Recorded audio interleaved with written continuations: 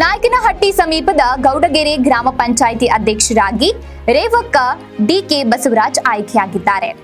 ಗೌಡಗೆರೆ ಗ್ರಾಮ ಪಂಚಾಯಿತಿಯ 2ನೇ ಅವಧಿಗೆ ನಡೆದ ಚುನಾವಣೆಗೆ ಸಾಮಾನ್ಯ ಮಹಿಳೆಗೆ ಮೀಸಲಾಗಿದ್ದ ಅಧ್ಯಕ್ಷ ಸ್ಥಾನಕ್ಕೆ ರೇವಕ್ಕ ಮಾತ್ರ ನಾಮಪತ್ರ ಸಲ್ಲಿಸಿದ್ದರು.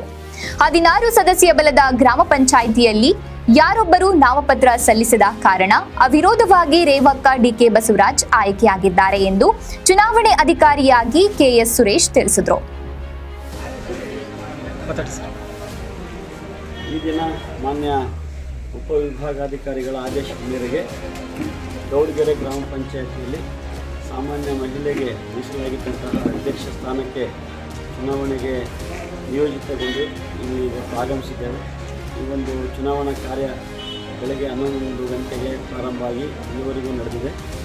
11 ಗಂಟೆ ಒಳಗೆ ಒಬ್ಬರು ಶ್ರೀಮತಿ ರೇವಕ್ಕ ಗ್ರಾಮ ಪಂಚಾಯತಿ ಸದಸ್ಯರು ಅರ್ಜಿ ಸಲ್ಲಿಸಿರ್ತಾರೆ. ಅಧ್ಯಕ್ಷ ಸ್ಥಾನಕ್ಕೆ ಅವರನ್ನು ನಾವು ಅವಿರೋಧವಾಗಿ ಆಯ್ಕೆ ಮಾಡಿದ್ದೇವೆ.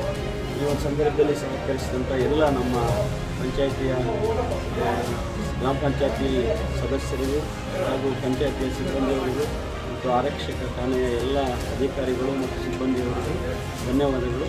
ರೈತರು ಇದೇ ಸಂದರ್ಭದಲ್ಲಿ ಮಲ್ಲೂರಟ್ಟಿ ಗೌಡ್ರು ತಿಪ್ಪೇಸ್ವಾಮಿ, ಎಚ್.ಬಿ. ತಿಪ್ಪೇಸ್ವಾಮಿ, ಉಪಾಧ್ಯಕ್ಷ ಸಣ್ಣಪ್ಪ, ಸದಸ್ಯರಾದ ಟಿ ರಂಗಪ್ಪ, ಶಾಂತಮ್ಮ, ಮಂಜಕ್ಕ, ಅನ್ನಪೂರ್ಣೇಶ್ವರಿ, ನಾಗಣ್ಣ, ರಾಧಮ್ಮ, ಮಂಜುಳಾ ಹಾಗೂ ಮುಖಂಡ ಮಾಜಿ ತಾಲೂಕು ಪಂಚಾಯಿತಿ ಸದಸ್ಯ Tippeswamy, H B. Tippanna, Mallurahalli Nagaraj, Gowdagere Rangappa, GT Tippeswamy, Yellappa, Jogihatti S Venkatesh, KG Manjunath, PDO S Venkatesh, ಗ್ರಾಮ ಪಂಚಾಯಿತಿ ಸಿಬ್ಬಂದಿಗಳಾದ ಗುರುಸ್ವಾಮಿ, ವೀರೇಶ್ ಸೇರಿದಂತೆ ಗ್ರಾಮ ಪಂಚಾಯಿತಿ ವ್ಯಾಪ್ತಿಯ ವಿವಿಧ ಹಳ್ಳಿಗಳ ಮುಖಂಡರು, ಗ್ರಾಮಸ್ಥರು ಉಪಸ್ಥಿತರಿದ್ದರು.